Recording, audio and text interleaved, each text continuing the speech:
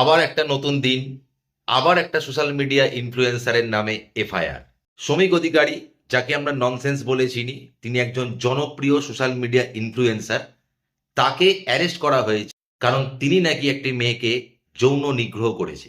শ্রমিক অধিকারী মেয়েটিকে 2 দিন আটকে রেখে অত্যাচার করেছে। সোশ্যাল মিডিয়া ইনফ্লুয়েন্সারদের সোশ্যাল লাইফ একরকম হয় আর পার্সোনাল লাইফ একরকম হয়। আমরা তাদেরকে অবশ্যই এই সোশ্যাল মিডিয়ার মোবাইলের মাধ্যমেই চিনতে পারি।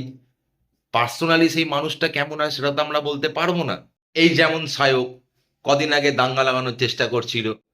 তো এদেরকে ভাই চেনা যায় না, মানে সোশ্যাল মিডিয়ার ইনফ্লুয়েন্সাররা যে কি টাইপের মানুষ হয় সেটা একটা মানুষ তার ভিডিও দেখে কখনো জাজ করতে পারে না। হ্যাঁ, মানছি শ্রমিক অধিকারী রিসেন্টলি একখানা ভিডিও করেছিল, যেটা একটা পলিটিক্যাল ভিডিও, পরিষ্কার সেটা বোঝা যায়। আর সেই ভিডিওটা করেছে বলে কি সেই মানুষটাও যে ভালো হবে তার তো কোনো মানে নেই। শ্রমিক অধিকারী যদি সত্যিকারের এরকম কোনো জঘন্য ঘটনা ঘটিয়ে থাকে তাহলে তার শাস্তি হওয়া দরকার। এইসব সোশ্যাল মিডিয়া ইনফ্লুয়েন্সার যাদেরকে আমরাই বড় করি, আমরাই তাদেরকে পপুলারিটি দিই, সেই সব মানুষেরা যারা হঠাৎ করে পপুলারিটি পেয়ে যায় তারা এরকম যাতে জঘন্য কাজ করতে না পারে, এইরকম একটা উচিত শিক্ষা তাদেরকে দেয়া দরকার। কে ভুল কে ঠিক সেটা তো প্রশাসন ডিসিশন নেবে।